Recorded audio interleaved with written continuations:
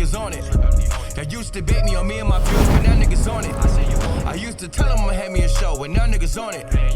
Her homies on it, your homies on it. Y'all's the hater and all of my moves, but now niggas on it. They used to debate me on me and my views, but now niggas on it. I used to tell them I'ma have me a show, but now niggas on it. Her homies on it, your homies on it. What up, what up? We back, man. Realest podcast ever. I'm your host, Chad Fain. I'm Matt King. We are working on a holiday like we always do. Today is President's Day. Give it up for these dead crackers. It is the monetization. Clap that up. Yeah, one alive Negro and an orange marsupial from Southern Florida by way of New York City. Big 45. You love them, you miss them. Do you think there's going to be another black president anytime soon? It's hard to say. Like, looking back, the Barack presidency made all of the sense. He had the right image. He had the right credential, everything. And it was very timely. In a world where, in a time where I think that the world government was trying to unite the world, it made sense to, get behind a young, black, handsome, movie star looking candidate or whatever the case may be in order to galvanize the world and be like, racism? We ain't no racist. We got a black president, baby. Hey. Like, it's like that sort of thing where it was like, it made sense for the time. And they gave the man 2 terms. You know what I'm saying? And, with that in mind, I don't know if in the near future the global climate will line up again in that manner where it's like, all right, let's hit the black president button again. Right. Unless it's if they get a black Republican candidate that can explain like Republican policy and tax code and all of that, and then the hoes still want to top him off and all of that. They find a nigga like that, like a slick looking Negro. I think it's enough black business owners where. Oh yeah. Oh yeah. You don't pay no taxes, right? You don't pay no taxes, nigga. Yeah. My biggest thing with the presidency thing is like, Barack is like one of the most like educated and honored human beings like on the planet Earth. And you look at the difference between like him and Trump. Trump is just like kind of just around through his like, hey man, I'm out here willing and dealing. Yeah, like just went to school a little bit, like it wasn't for me. Fucked around. Yeah, fucked around. Yeah. And Obama, him and his wife are like 2-time Ivy League degree, both of them. Like he went to, I believe, Columbia. She went to Princeton. Yeah. And then I think they met at Harvard. Yeah. But he was like the first president of the law review at Harvard, all that shit. And it's just like, they're like esteemed. Yeah. It's like you have to be that on that level, and then you still get criticized and critiqued. And you had people that were running around was like, man, he got these apes in the White House, and it just be like, Trump is in there with no education and a foreigner who can't talk. Yeah, with his son-in-law secretly running the country. Yo, straight up. Like, all right, so how many properties can we foreclose on without peeking the radar of the feds? Yeah, Kushner is crazy. Like you get into his documentary with all of the dirty money. He's the craziest nigga ever. Kushner is out of control. And Kushner is proof positive that the biggest creeps and scammers and all of that come to you handsome, clean shaven with a smile on their face. Like it's not like a guy with a balaclava and a gun jumping out of an alley. Like so nigga like, hey man, what's going on? How you doing? You coming to the caucus meeting? Yeah. Like that nigga will rob the shit out of you. What Clay Davis say on the wire? Shit, son, I took it easy on you. You know what I'm saying? Said we gave Clay Davis $20,000. He said I took it easy on you. I could have hit you for a lot more. I see you at the next sitting here, like real shit. Like. How you feeling today, though? I'm feeling great, man. I've been outside like Trump today, willing and dealing, getting some different things done and all of that. Got a pretty cool business call lined up after this. Hopefully, it's some money on the line. Yes, let us pray. You know what I'm saying? We got sponsors today. It's going up, man. It's going great. Shout out to Warner Music's new podcast label, Interval Presents. We'll get into that ad a little bit later, but shout out to them. Shout out to Advertise Cast, the people that broker these deals and cut the paychecks. Oh yeah. We appreciate y'all more than you know. Yeah, so it's a lot going on in the world right now. I think the biggest topics, we got a big local topic, and then we got a big national, international topic. I want to start on a lighter note. Let's start with the NBA All-Star Weekend. Right on.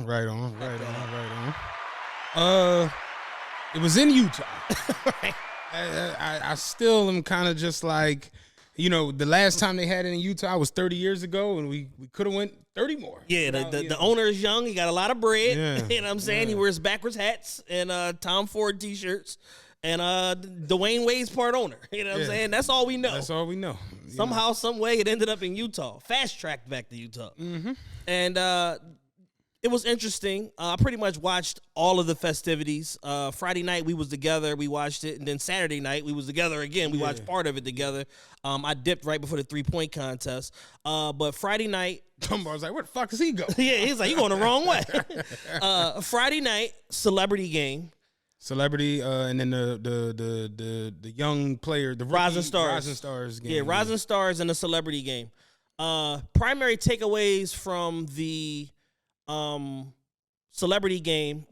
Albert Pujols needs to lay off the arroz con pollo. Yo, man. Maybe just the pollo and not the arroz. Seeing athletes when they done athleting.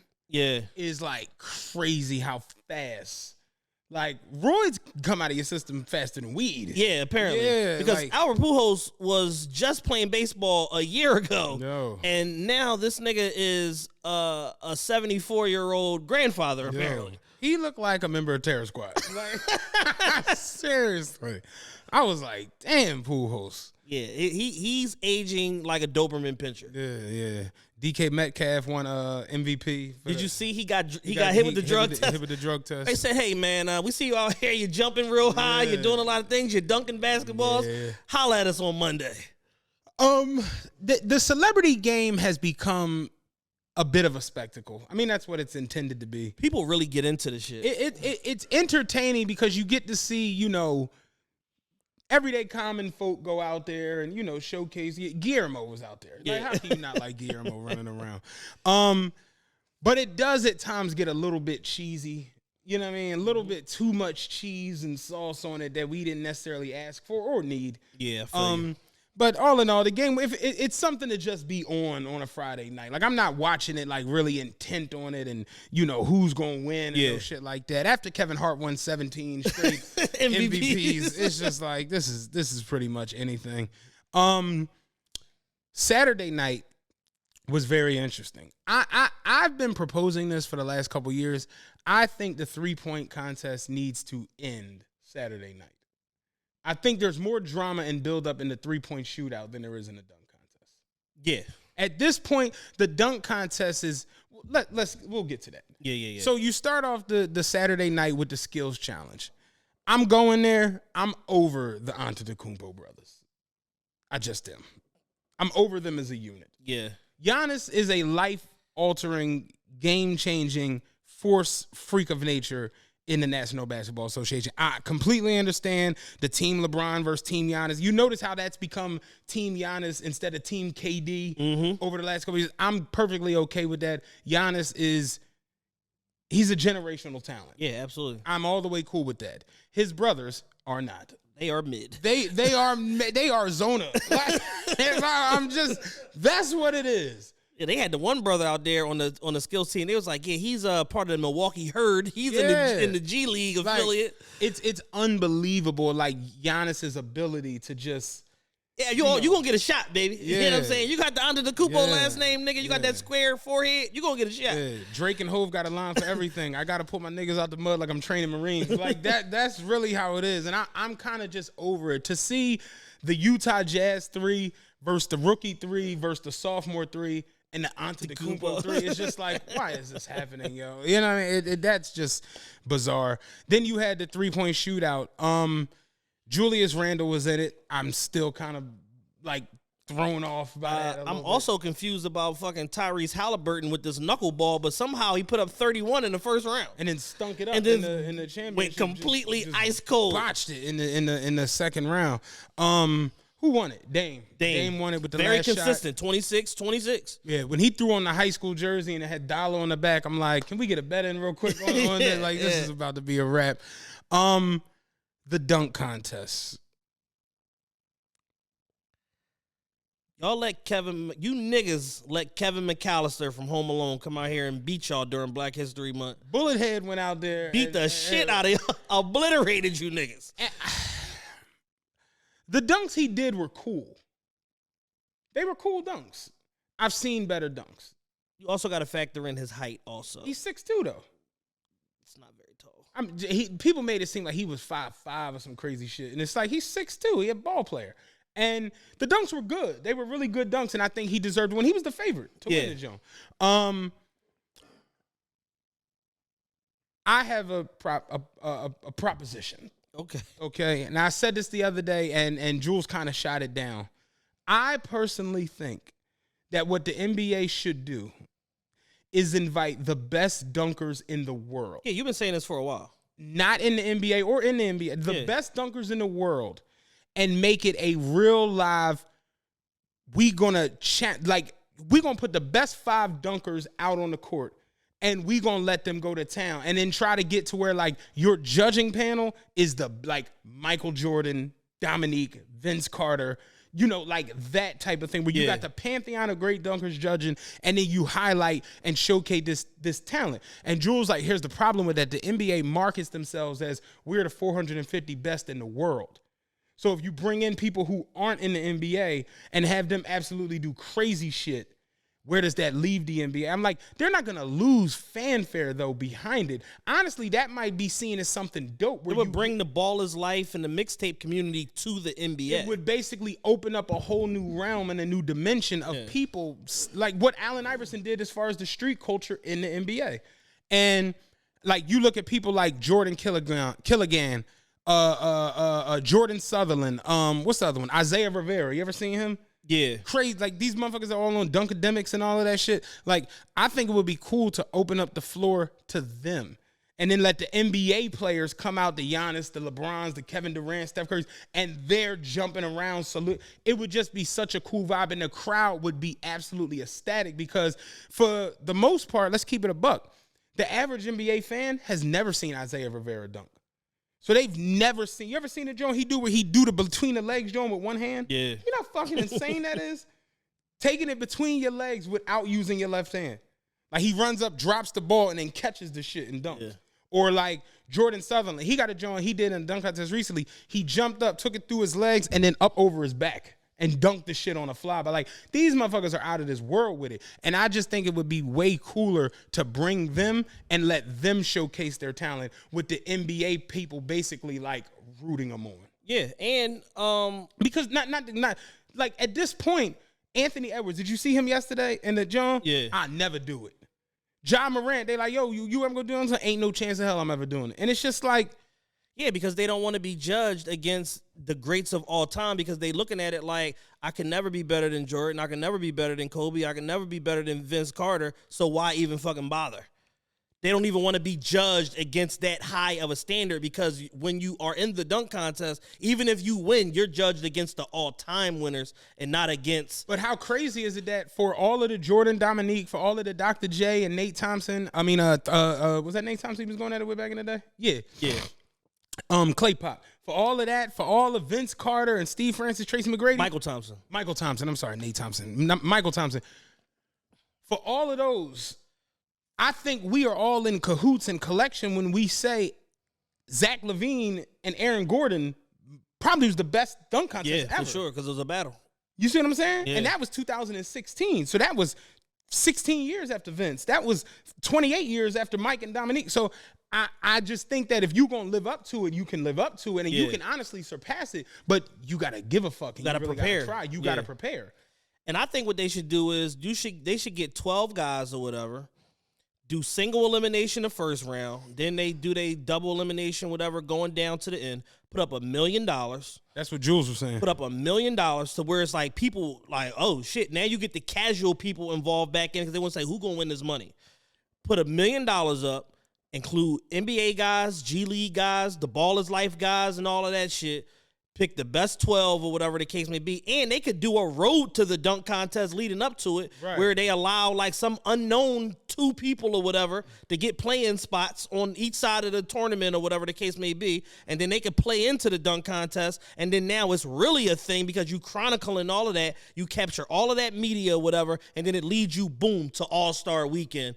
And you put $1 million up, and then, like you said, incorporate all the legends of the dunk contest, and now we have a motherfucking $1 million showdown on Saturday night. Right, because at this point, it's like you got a dunk contest, and this ain't no knock to NBA players or WNBA players, none of that shit. But it's like you got a dunk contest, and the judging panel is fucking who was over there with the pink suit?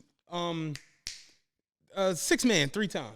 Jamal Crawford. Jamal Crawford. Like, I love Jamal Crawford. I don't think I've seen him dunk 3 times. You are not like, so it's like already you're like the validity of that ain't even what it's supposed to be. Lisa Leslie, first to dunk in the NBA in a WNBA game. I'm cool with her. You got to have the female representation. Cool. She had a nice Louis Vuitton shirt.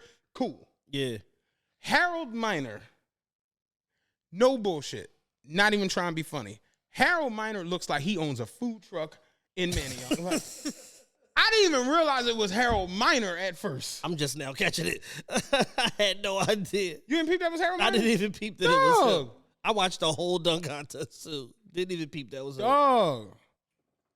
Remember Harold Miner was Baby Jordan? Yep. He looked like he ate Baby Jordan. He looked like he ate a Baby Jordan. And it's just like, all right. Then Karl Malone was on the joint, and I'm just like, yo, this is anything as far as we need I want a referendum on the Karl Malone-ness. You want to do Karl Malone now or wait till they did the whole spotlight? Let's wait. We can wait. We can wait on Karl Malone. So my thing is the dunk contest, and then you got to listen to Kenny Smith, who's not known as a dunker. Reggie Miller, who's not known as a dunker. He was in a dunk contest, though. So, that's Kenny Smith's whole claim to fame. Contest. So was Daryl Armstrong. And he laid the ball up in the dunk. You remember that, John? Yeah. Daryl Armstrong did a reverse layup in the dunk contest. They never see that coming. Never see that coming. So it's like being in a dunk contest doesn't really mean anything. Charles Barkley, who was a power dunker. Shaq was a big-time game dunker. But these aren't finesse style. I'm about to change the game dunkers. I'm not bringing nothing new to the table with it. So you got them talking about it, and they're forced to every year on the first dunk say, oh, dunk contest is back. And it's like, yo, we wouldn't have to do this if the shit would just be back. You understand what I'm saying? Mm-hmm. It's just stupid. So Mac McCloud, who McClung, I keep saying McCloud. Mac McClung, who was he's been in the NBA now for 2 games. Yeah, he's the G League MVP last season. He started off, with Romeo and them at fucking on the Steve Harvey show.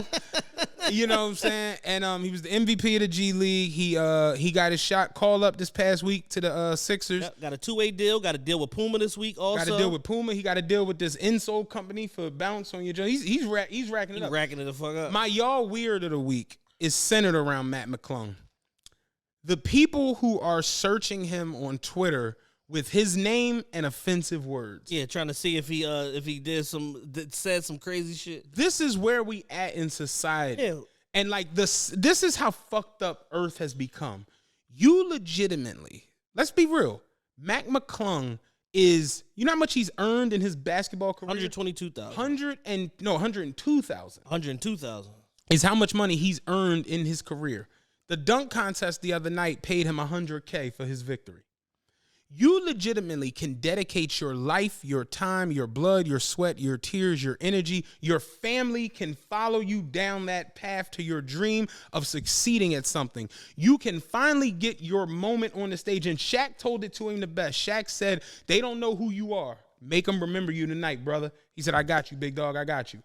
You can do all of that to get to that moment. And it's some weird-ass nigga sitting over here, sitting over there was just like, let me try to ruin bro. Yeah, let me try to cancel this nigga. Let me try. And the fact that people were even putting that out, like, yeah, I searched, man, ain't nothing out there. And people was laughing at it and like, oh, no, search this and look up this and change nigga with an A to ER. And it's just like, y'all are buffoons. Y'all are on the scale. You know what I'm saying? The spectrum. Y'all are on that. Yeah. And I personally have a problem with that because that's what happens in a lot of these situations where somebody will sign a deal, get something, Kevin Hart hosting the Oscars, this person getting an award, this person getting that, and some buffoon will just be like, let me search some shit from 12 years ago when the world was totally different on social media. Yeah, remove all the context from it. And let me see how this goes. They ain't never see that coming. I personally don't like that shit because you're constantly under that microscope. And not even the real microscope. Yeah. You just under a microscope of a nigga in Arkansas. Just a random nigga in Tennessee who's bored as shit and on the porch with a little bit of Wi-Fi. One bar. Yeah. It's crazy to me. And I'll be honest with you, I'm kind of glad my Twitter evaporated. Like, you know what I'm saying? To where it's like if I want, I just make a new Twitter. Twitter is the worst app on earth. Bar none. Like, it's awful. Instagram is bad. Twitter is flat out awful. The people that exist in that ecosphere that Twitter has become are the most miserable, down bad people on earth.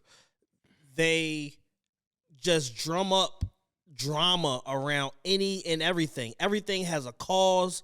Nothing is just like, oh, this is just the way it is. It's always like some hidden agenda or something. They're constantly looking to ruin somebody or cancel somebody.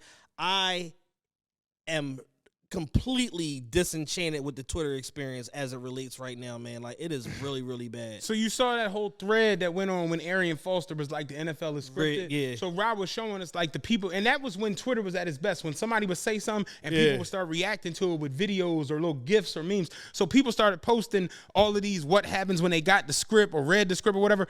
And somebody posted in the John, Adrian Peterson's son, after reading the script for 2014, and he was like crying, the kid crying, eating a hamburger, you know, he allegedly beat his son. And it's like, that's hilarious in the context of that. But what will happen is in 8 years, when that person develops a video game that sells for $100 million, somebody will go find that tweet and be like, you think child abuse you is advocate funny. for child abuse. And it's just like, what? No. I was on Twitter at 2 a.m. We was cracking the fuck up because it was night shift. That's not the way it works. So it's annoying to me to see shit like that where it's like, damn, this young brother getting his moment. Yeah. And in the moment, y'all ain't even wait till like, oh no, same night, nigga. Same night. Let me bring this honky back down to life. What you say? Let me tell this turkey. Let me let this turkey know. This turkey know what's going let on this around turkey here. know. So that's my y'all weird of the week. The people who are like, damn, Mac McClung ain't get 24 hours. Not even at the top. Just 24 hours of notoriety. Yeah. Of notoriety, of people just knowing who I am. They say, yeah, it's one too many Bleacher Report posts around this white nigga. I'm not feeling this. Tear this nigga down. So that was my definitely y'all weird of the week. Yeah. So, now I will say this in the defense of, I guess, the other side, they went a little too far with the, did Mac McClung save the NBA's dunk contest? Like, all right now. Like, Stop the car, goddamn. Yeah, hands. Like, everybody out. Stop the car, goddamn. Yeah, seriously. But all in all, the All-Star Weekend, the problem with it is they're not going to change much of the formats when it comes to the three-point shootout, the dunk contest, because we all tune in anyway. Yep. And we all tune in for the same reason we always tune in, what if? Yeah, we don't have nothing better to do. We have nothing better to do. It's a Saturday night in February. We have nothing else to do. We going to tune in. Now, I'll tell you this. If we all banded together, which I know we can't because, you know, we all hate each other. But if everybody was to band together and say, I'm not watching this shit and drop the ratings to, like, terrible, yeah, they would have to change. They would do a complete referendum on all of this shit. They would absolutely do it. Now, I got some awards to give out from All-Star Weekend. You want to wait? You want to do that after we do the game? Nah, because this award has nothing to do with the game. Okay, great. I want to give most valuable fashion to my young boy, Shai Gilgeous-Alexander. Right? He fucked them around every night. He had the fucking leather cowboy shit on Friday, pause. Saturday, he had that crazy Jeff Hamilton, Oklahoma City Thunder jacket. That jacket was nuts. And then Sunday, he came in like magic with the mink on. Yeah. Mink on. I think he had Tim's or something on, and then he had the Louis Vuitton briefcase. Can I give an award for best dress? Yeah. Josh Giddey. Oh, with the blue mink? Oh, Josh Giddey came through with that joke. Came through like Papa Smurf. What's his name? It was funny because Reggie Miller was like, come through dripping.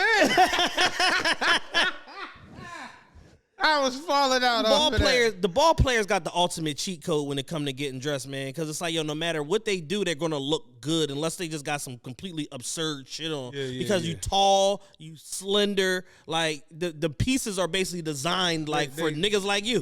Yeah, real shit. Yeah. Y'all are gonna give this piece peak hittage. Yeah. 6'7" and in shape, ain't nothing I can do with that.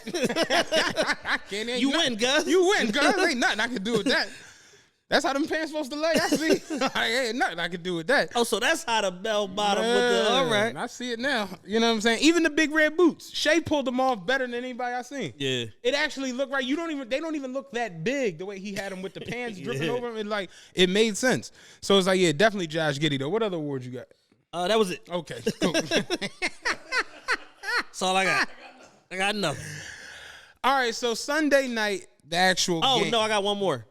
Most annoying old head award goes to. Let me guess. Most annoying old head award. Not a basketball player. Not a basketball player. Most annoying old head of Saturday night or of the whole weekend. Not a basketball player. Who? I'm trying to think. Just give me a second now. Hold on now. Let me get it together.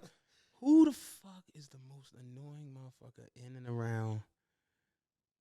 I know it ain't Guy Fieri. No. Okay, that's the mayor. That's the mayor. Yeah, that's the mayor. What old head was in and around? I know Jay Prince wasn't there. No, he wasn't there. No. Although Chris Tucker looks a lot like Jay Prince. Although, who the fuck was there? Give me 5 seconds. 5, 4, 3. I have nothing. Fat Joseph. Yes. Fat Joseph. All right, so keeping in theme with fashion, Fat Joseph with these outfits, because that's what they are. They are ensembles. They are outfits. True story. Fat Joseph outfits it's funny you got to be saying outfits now. His outfits be cool. They just don't. Again, you're not 6'7" in the not 6'7" in the ball player. Nigga. They right. do not be hitting, yo. Yeah. Fat Joseph showed up. The algorithm. Fat Joseph showed up with the black turtleneck, black pants, purple Louis jacket, and then the purple fucking Khaled Jones and the purple Louis glasses, the bad bitch glasses. I'm like, yo, get Fat Joseph. He definitely off had the this bad bitch Louis on. Yeah. Get Fat, the same colors as Hookah. Yeah. Get Fat Joseph off this stage, dog.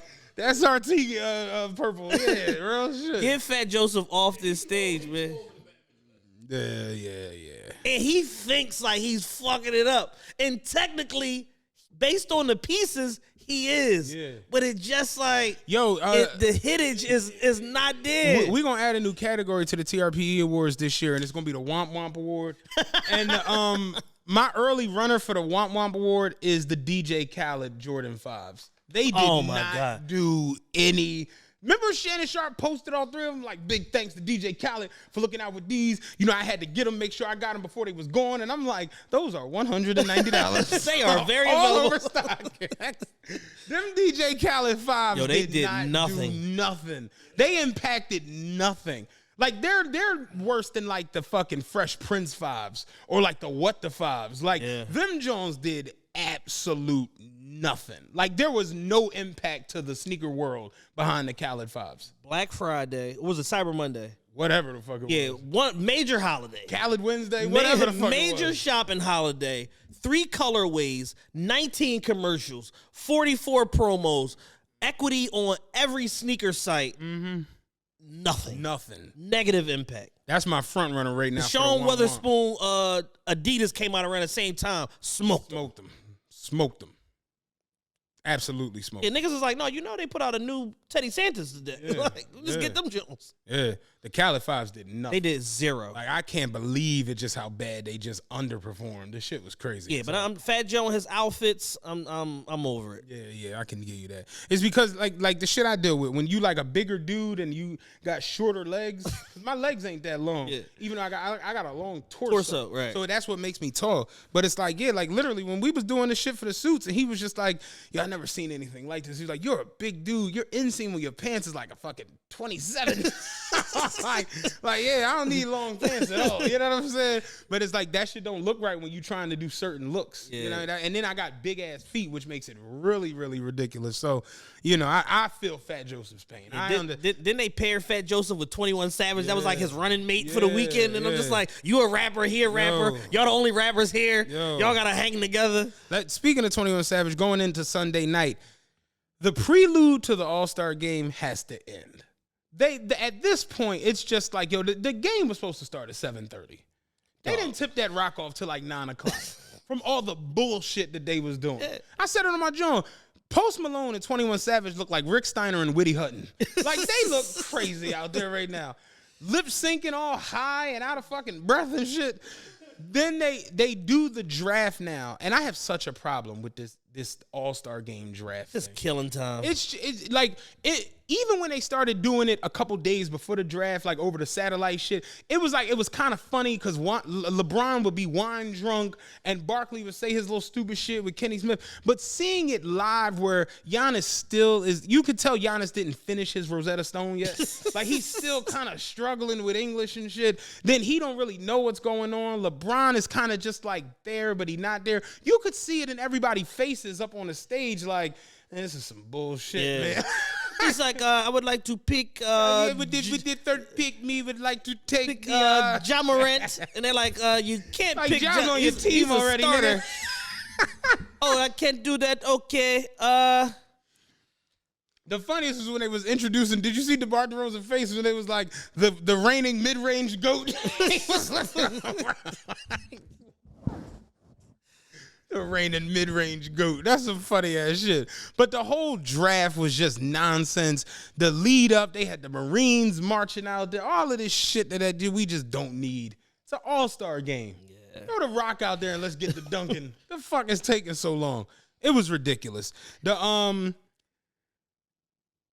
halftime. Dog. That's my y'all weird. My y'all weird is the NBA talent coordinator who selected this Africanized attack B of a halftime show in Utah. I used to be in Utah. I actually spent 2 months in Utah when I was driving. I was getting my CDL. I actually was in West Valley, Utah, and I basically lived there and shit. Yeah. You know what I'm saying? It was only me, Howard Isley, Anton Carr. It was about 7 of us out there. You know what I'm saying? Olden Polonese was out there. You know what I'm saying? Like Carl. It was only a handful of us out there, and. You know, Utah's heavy Mormon. Mm-hmm. And I learned that when I was out there or whatever. Utah did not deserve that halftime show. Hell no. They did not deserve that. It was Burna Boy, who was really good. What was the other guy's name? WizKid. No, not WizKid. The other one, the little one. I thought that was WizKid. No, that wasn't WizKid. Oh, that was fake WizKid. No. I don't know who he was. You gonna make me pull his name up because it's something with an H.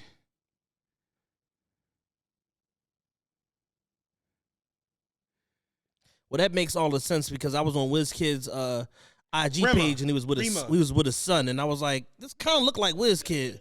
His name, but he's with his son right now. So his name is Rima or Rima. Okay, but he was fucking it up. He was getting busy. His shit was excellent. That's why I thought he was WizKid. Nah, he was excellent. And then Tim's came out.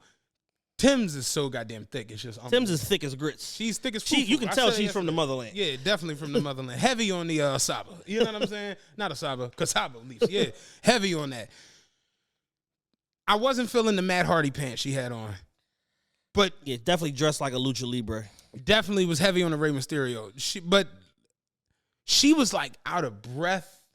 And I'm just like, yo, I don't know. Because I seen her in a couple videos with Queen Latifah. I don't know what's going on. You know what I'm saying? I seen her in a couple videos with Queen Latifah. And it's just, Queen Latifah wasn't Queen Latifah used to sit on top of the hood, smoke cigarettes and drink beer and shit, write raps. So it's just like, I don't know what the hell is going on. But Tim's definitely was like, kind of like out of sync a little bit.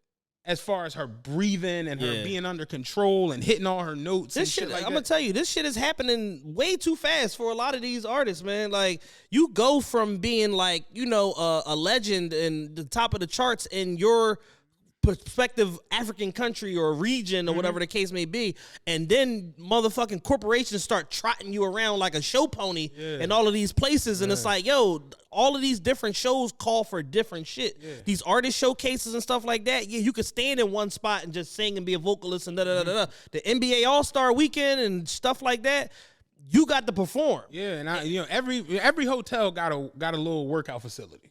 Like, you got to get on the elliptical. Had to start utilizing that. Yeah, you got to get on the elliptical. You know what I'm saying? It's just like, I was just kind of thrown off where I was just like, yo, she's like missing notes, and she was like letting, the music playing in the back. She's letting that take it for this word, and I'll come back in on the next one. I'm just like, this is kind of crazy to see. But all in all, the songs, you got to whine. They smack. They slap. They make you go. Utah did not. Did you see the crowd during it? Dead me. Motherfuckers was checking their emails and shit like that. It was Pascal, Giannis, Bam Adebayo, and like 4 other niggas was like, yo, Pascal Siakam's so African. He had a camcorder. He had the camcorder. This joint, like the flip out boy. He had that. Yeah, when you get done, you fold it. Pascal was fucking hilarious. They fucking it up. You see this? Josh Giddey, you better get you some of this African culture in your life, white nigga. Yo, man, real shit, man, hilarious. And then after that, they did a tribute to the 3 greatest scorers in NBA history. They had LeBron James, they had the fucking captain Kareem, and the mailman Karl Malone. This is your time to shine, I imagine. I just want to say, first and foremost, it is fuck Karl Malone forever. Karl Malone is single-handedly one of the most dastardly human beings in NBA history, in all of life history. And you know what's crazy is, not to cut you, but people are like, they're like skeptical of the whole thing. Like that whole story. Yeah, like, he has a son. But like, his son played for the Eagles. Yeah. Like, this is a real thing. There's a human attached to this. Bomani Jones was like, yo, this shit is like real, and people just like choose to go the other way. But he the mailman. Did you see what the doctor, the original doctor who did the DNA test, said that there is a beyond 99.9% chance that the DNA match between the guy, I think his name is Demongris, it's something weird. Yeah, something crazy. Yeah, but there's a beyond 99.9% DNA match between him and Karl Malone, or one of Karl Malone's brothers. And I was just like, huh? And the doctor in his report said, I'll just leave it at, Karl got a lot of brothers. I was like, yo, the world is crazy as shit, man. What, man? I was like, what? Right on. Karl got a lot of brothers. I swear to God, yo. Swear to God. It's like the Steve Jobs joint where he said it was 97%, so it's still 3%. That's how XYZ amount of million people in the world. Laboratory blood press prepared for Bell's family in 1996 fraternity lawsuit against Karl Malone reportedly pointed to over 99% probability that Bell's father is either Karl Malone or one of Karl Malone's brothers. Malone initially refused to respond to the lawsuit, but eventually reached an out-of-court settlement with Bell and the family over the issue. The Bells receive a single lump sum payment of a confidential amount with no ongoing support for Demetrius, whatever. In speaking later about the settlement, Malone's attorney asserted that it had not been included on official court determination of paternity, and noted that the doctor said in his statement, Malone in parentheses has a lot of brothers. I don't know what the fuck that means. No clue what that means. This is the Twilight Zone. Yeah. And this is Utah. It's Utah, and it also proves that when you have a lot of money and influence, you can pay people to muck up very straightforward situations. Mm-hmm. Like, I've never seen a DNA situation just get. Yeah, where it's like, mucked I mean, up. man, it might be his brother. You never know. There's a lot of them niggas running around. There's Claire, it's Charles, Charles Malone. You know what I'm saying? Yeah, I got Craig Malone. He worked at the You got post. Malone. He actually worked at the post office. Malone. You ever get some Maurice Malones nigga from Dr. J? Malone, you ever see the boy when he came into the party? Somebody had took a watermelon and like dug it out and then cut up watermelon pieces to sit it inside of the watermelon. And he was like, "Oh my God, this is the greatest thing I've ever seen in my life. It's watermelon inside of a watermelon." Watermelon. But yeah, it's like you got Malone, you got Craig Malone, Charles Malone. Who could be any of these motherfuckers? I've never seen no shit like that in my life. I've never seen Karl Malone with any other human other than John Stockton. Dog. Where did he get all these brothers from? And Diamond Dallas Page. That's it. I've never seen him with a bunch of other niggas just walking around Utah, ever. But when the whole shit happened, he was 20, the girl was 13. Yeah. And they said that the family declined to pursue it legally because they didn't want to, like, fuck him up. Because then it's like, well, shit, if he gets jammed up, we can't come back and sue this nigga later. Can't get nothing. Somebody was playing a long game. Yeah. Somebody had their sights. It's like, hold on now. Yeah, I know everybody's upset. Everybody's a little Hold on emotional. now. Probably some pastor or something. Yeah. One of the old heads of the family. Let me tell you, Turkey, something. I had to get that. What shit you not straight. gonna do is ruin the mailman's legacy. Yeah.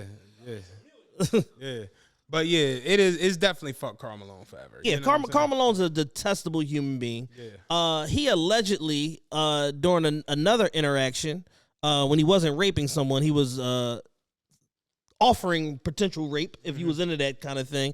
He had an interaction with Vanessa Bryan where he was dressed like a cowboy, right? And she said, "Hey, what's with the cowboy get up? Where are you hunting?" And he said, "Little Mexican women." Yeah. And Kobe Bryant threatened to murder this man. Yeah. Big weird. He's a strange dude. Yeah. He's a strange dude. I knew they was gonna bring him and John Stockton out for the festivities or whatever, being in Utah or whatever. You knew it was coming. And it's just like, it is weird to like know that this happened, the 20 and 13 thing, and know that there's a whole kid from it and everything, to where this ain't a kid. This man is our age. Like, he's almost 40 years old. Yeah. And he's a professional athlete himself and had to go through life like with that kind of over. It's a very weird situation that only a Karl Malone could like be involved in. You know what I'm saying? Yep. No one of any decency like Byron Russell or anything from the J. You know what I'm saying? Like, only Karl Malone. Yeah, no Raja Bell scandal. Yeah, you know what I'm saying? Nothing even close to that. So, yeah. Yeah, LA so Gears. This was actually him. This is his first year coming out of exile, self-imposed exile. Because last year when they did the 75 greatest, he wasn't there. He just waved on the screen. I'm like, yo, when you one of the greatest but can't come within 1,000 feet of a child, that's what you got to That's do. Karl Malone. You know what I'm saying? Karl Malone. Right now, right on. You know what I'm saying? So it's like, yeah, Karl Malone is a bozo. Shout out to Jason Tatum winning the All-Star game. Put up MVP. a double nickel.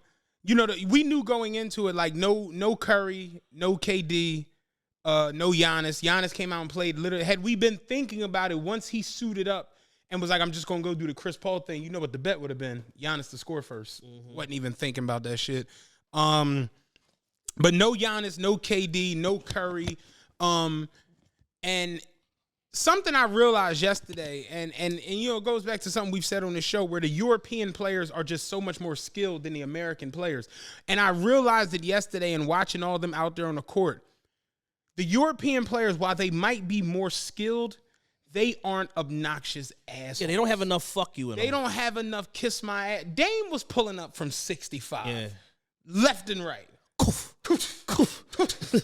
Ball wasn't touching the net on a couple of them Jones. Donovan Mitchell and Jason Tatum were on the same team, and they were trying to get the ball from each other. Yeah. Just running circles around the Sabonises and the marketings and all. And did you see Joker in the post game? Because this game isn't made for guys like me. Because Joker got picked 7th, and they like, Joker, 2-time MVP, you front runner for another MVP. The Nuggets got the best record in the NBA. You were picked 7th. Like, does that bother you at all? And he was like, I wouldn't pick me either. This game isn't made for me. Did you see Kyrie tried to throw him a oop? Joker looked at him like, nigga, you crazy? What the hell is wrong with you? Have you watched my game tape? Have you seen me? Kyrie threw him a oop off the backboard. Joker just looked at him. Yeah, like, the lean version of me has a 7-inch vertical. real shit. But like even Luka, they just had Luka mic'd up running around because it's like you're not getting it off with them. Yeah. You know, and I realized it yesterday where it's just like, damn, Luka, Joker, Embiid, Giannis, skill-wise, Shea, that 5 is skill-wise. Who could match that? But it's like when you put LeBron, KD, Jason Tatum, Dame Lillard, and like maybe a Devin Booker or something, or Steph Curry, it's just like, you know they jacking from 50, nigga. Like you gotta get out there. They jacking from 50. Remember, Steph Curry legit last year was shooting shots and turning around and running up the court and shit like that. That's done. That's over. Good play. That's a wrap. Like, so I'm thinking about it yesterday, where I'm just like, damn, the European players, they don't have enough asshole in them, I don't know, to like hang with them. Skill-wise, out through the roof. But fuck you wise, I'm not sure, yo. I'm really not sure.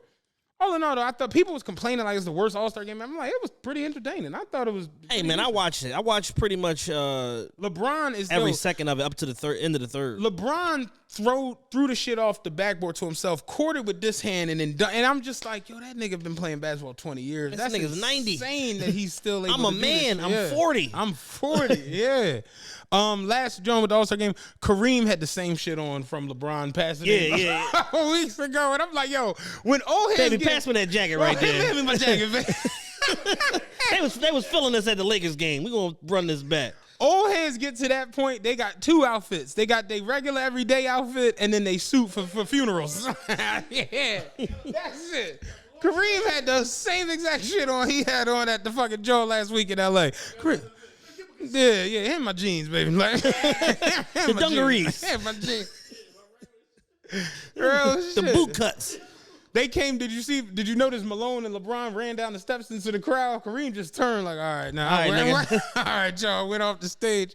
All in all, I thought it was a good weekend. It was pretty cool. Yeah, no, it was cool. I got no major complaints around it. You know what I'm saying? I hated Fat Joe's lays, but that's a whole nother story Yeah. for another day. But yeah, overall, I mean, the NBA is, they get it right, like more times than not. Like they've got this All-Star weekend figured out. They know how to bring in the right balance of younger people, established stars, young NBA guys, G League guys. I will say this: they have figured out how to make their All-Star game an actual thing. Whereas football in the Pro Bowl, hockey in their All-Star situation, and baseball outside of the home run derby, no one really gives a fuck. And even the home run derby is like, we might tune in. Yeah, the NBA has got it to where the hoes care about All-Star weekend. Even if it's cold, we don't give a fuck. Yeah, no, hoes they don't get could cold. do the All-Star weekend in Bosnia. Them bitches is They pulling up.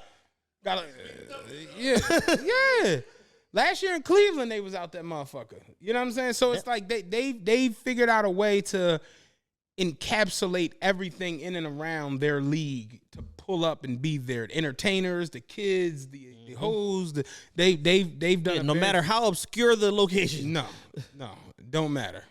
North Korea, listen, we got an agreement with Kim Jong. Yeah. We're gonna fly into South Korea and drive across the border. That's real. So I thought it was pretty cool.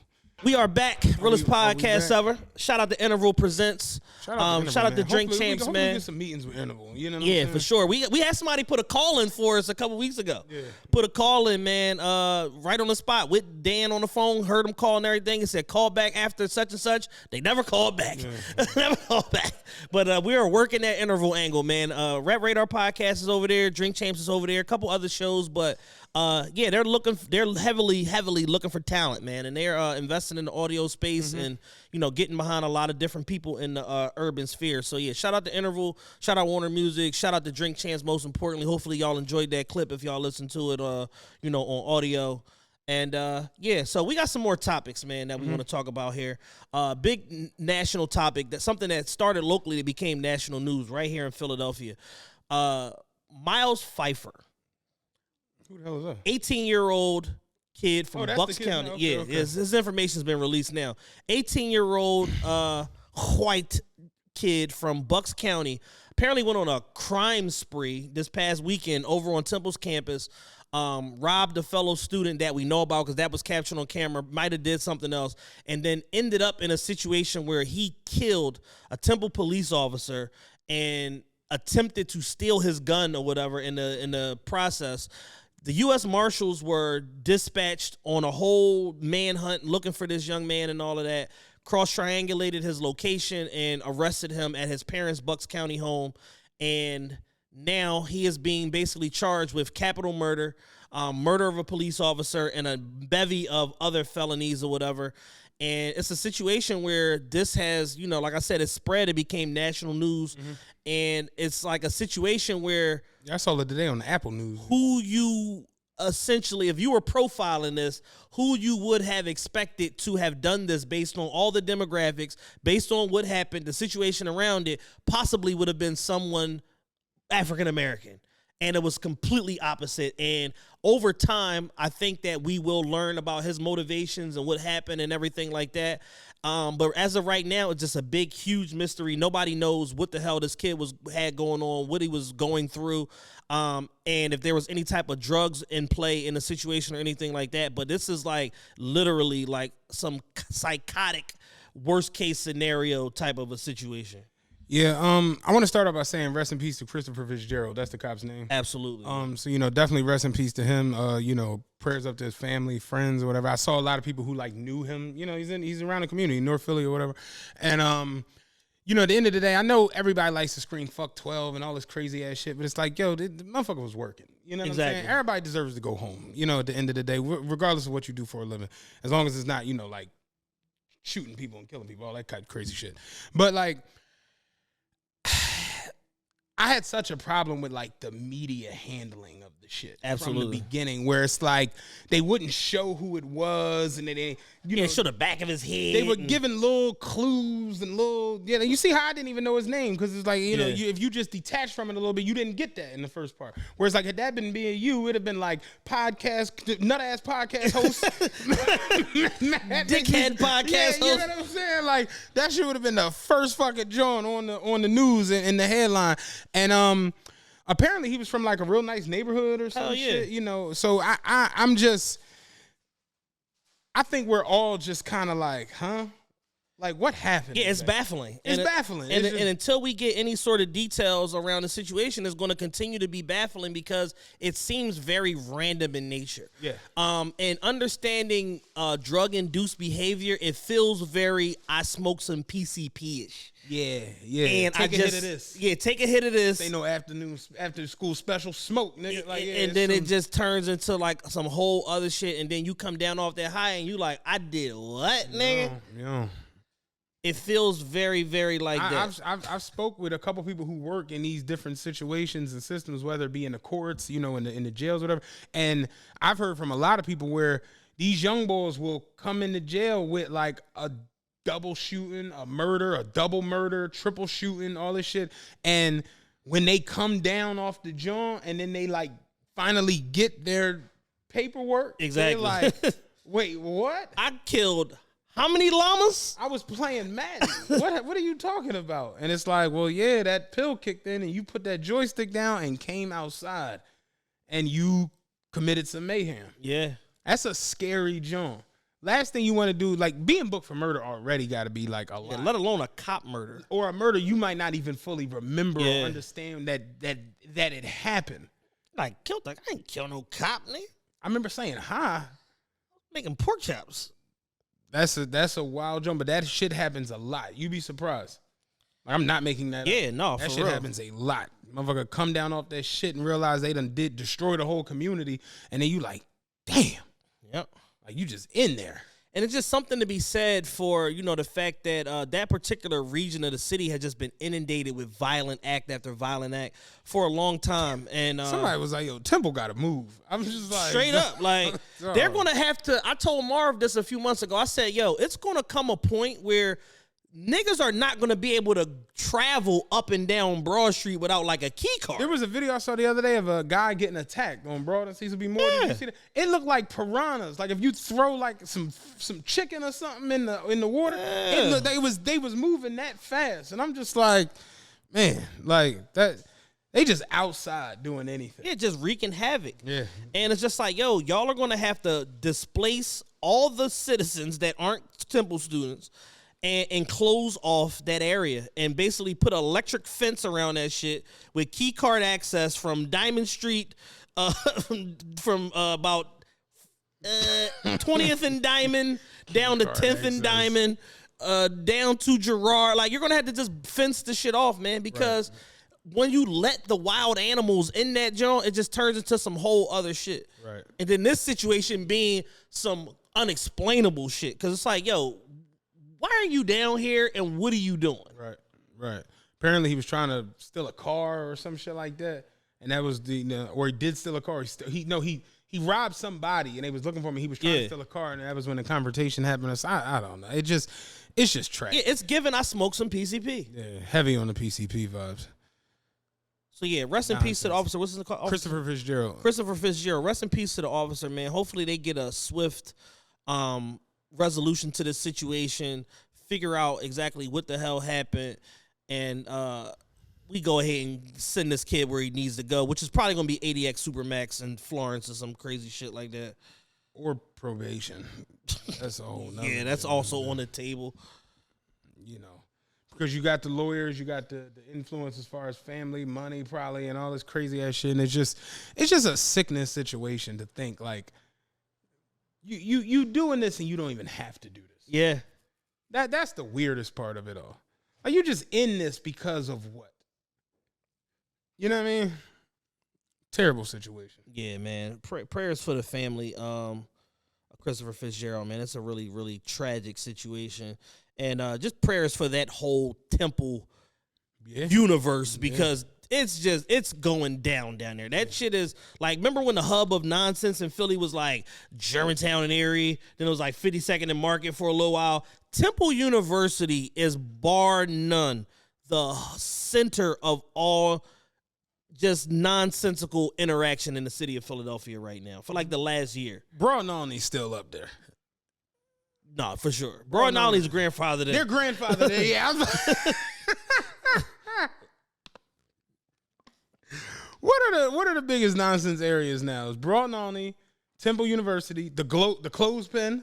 Oh, the Clothespin. 15th and Market. Man. 15th and Market is some nonsense all the time. You get the Clothespin / City Hall. Where else? I'm trying to think. Biblos. Definitely Biblos. Yeah, they took a nigga. Somebody took a nigga hostage outside of Biblos.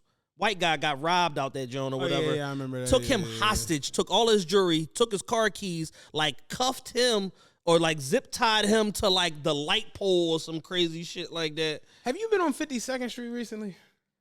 Thank God, no. I was going to get some Jamaican food.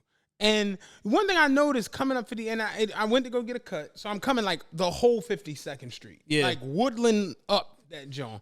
And every red light you wait at on 52nd Street, there's somebody 3 or 4 cars back who just comes around and goes right through the light. Every light. Yeah, usually in a police issue 93 to 98 Crown Victoria. With the front windshield bombed and the back windshield clear, just so if the police get behind me, they don't know I'm bombed out and they can see in the wheel. I got the reverse bomb. I remember the first time I saw that shit, I screamed. I'm like, wait. So the front windshield bomb. Yo, having your windshield bomb with the back, it's crazy. That's like some West Philly shit. That's the West Philly special right there. Yeah, I want my shit reverse bomb. Bomb be from the back windows around to the front. Leave the back open. You know what I'm saying? That's funny as shit. Crown Vic black, the passenger door red. That shit got a battering ram on the grill. Blasting some old meat from flamethrowers too. Shit crazy. Flamethrowers too, blasting. And the nigga not even on no bullshit. Nigga license to carry trying to get to work at AutoZone. On 58th in Baltimore. Yo, bombed out windshield with a clear back window is insanity. That's how crazy motherfuckers are, yo. I remember the bombed out windshield shit when it started. I was like, what's the purpose in this? I don't need nobody, you know what I mean? Nobody looking in this joint. I'm like, you can't see out this motherfucker when you drop it. I didn't factor that in, I ain't big think dog. that far, bitch. I just don't want him looking in there. That's funny as shit. I remember a nigga I went to school with, he put 2 layers of 5% on all his windows. Oh my God. I said, this is a hearse. I said, why 2 layers of 5%? He put 2 layers of 5% on all his windows. Dog, this is a presidential motorcade now. You can't see in or out. Oh, God. Like, all of that to get $40 dick sucks in the back of the fucking school. Like, just doing stupid shit. That is hilarious, though. Oh, my God. Calling me right now. But yeah, I was on 52nd Street the other day, and it's just like, motherfuckers are like flying through red lights up there. The Boulevard, too. Oh, the Boulevard. That's got to be on our nonsense list. Oh, yeah, hell yeah. The Boulevard. You know what I think is crazy about the Boulevard is they implemented all these speed cameras, right? to slow people down to 40 miles an hour to stop the unnecessary pedestrian deaths on the boulevard. And since they've implemented the cameras, there's been pedestrian deaths like every month. And I'm just like, it did nothing. Yeah, niggas just covered their license plates. Yo, it's crazy. I was coming back from up the John. I'm on the boulevard. Dude flew past, like I had to like get out of his way. And when he went past me, he was driving an Altima with a fucking piece of cardboard taped over his license plate. And I was just like, what the fuck was that? And then it hit me like, oh, the cameras can't see him. Yeah. 80 tickets. Nigga flying through trash. We don't know who to give these motherfuckers to. Shit crazy. These niggas have outsmarted us. Shit crazy. Give them a police license plate. Go to the precinct, copy down a police license plate, put it on the cardboard. That shit crazy, man. But where was we at? I'm sorry. We with the where was we at? Oh, we were done with. We were done. With Yeah, that yeah, time. Okay, yeah. but what else we got? So, there are whispers in and around the fashion industry.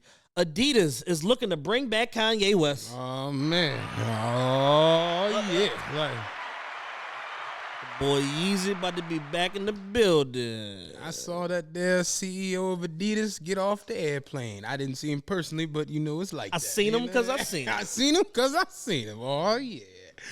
The when I saw the other day that Adidas lost like $1.3 billion, I'm like, hey man. I celebrated. Hey man. I haven't worn any Adidas since the whole split because it's like, yo, as wrong as he was, he's still your cash cow. You know what's crazy? It makes me think of it. Did you ever get into Famous Amos situation behind the cookies? A little bit. You know, it's a black guy who started it or whatever. So he started the cookies, homemade recipe, whatever, was making them homemade, selling them fresh, all that shit in California. Blew up. Long story short, it was him and Mrs. Fields, like blowing up in California, whatever. She decided she didn't want to franchise her store because she didn't want nobody fucking with her store. Basically, she wanted to oversee all of them. She didn't want individual CEOs of the stores. He decided to actually go ahead and like license his shit to supermarkets and all this and the third. So he was making a bunch of money, but he didn't really have the understandings of how to run a business that big. So while he was growing at a rapid rate, he didn't really know what he was doing. So he ended up, long story short, he sold his stake in the company to like a big cookie distributor. And his whole goal though at the beginning was like to get like not deal with none of them, like be some self-independent type thing. Yeah. So long story short, he gave up his control of the company, but they kept him on as like the face of it and, you know, COO and this, that, and the third. And he took a decent chunk. It was like $2 million or whatever, which was a lot for the time. Yeah. But they changed the recipe in the cookie. And, you know, they became what we know them now as like the on the shelf hard cookies in the bag. And he didn't like that, so he left. When he left, they wound up selling the company for $60 million. He got none of it. So then the company that bought the shit for $60 million was like, yo, we need to get the sales were kind of declining. They had to get him back in the fold. Right. And he came back in and they was like, yeah, you know, we basically just need you to be the face and da-da-da-da-da, you know. He like, fuck and no. he was like, man, fuck no, I'm done with this shit. And they was like, what? Because he's like, those cookies y'all selling ain't my cookies. Like, that's not what I started at. Y'all changed the recipe. Y'all changed the whole design. So they went in and basically redesigned the shit and went back to something that was close to his. And he eventually got back in. And now the company's worth like, last time it sold for like $170 million and all this crazy. But it's a wild ass story. But same John where it's like, we X you out, but then we realize like, man, we kind of need this nigga, man. Like, this is crazy. Apparently the niggers love this nigga. Yeah. Even the white kids. Like, they're going crazy about it. Real shit. So yeah, so it's like when they cut ties with him, like I was like, okay, cool. We'll see how this pans out. And it's like they succumbed to public pressure. There is a sentiment right now in like the white access media, which is get woke, go broke.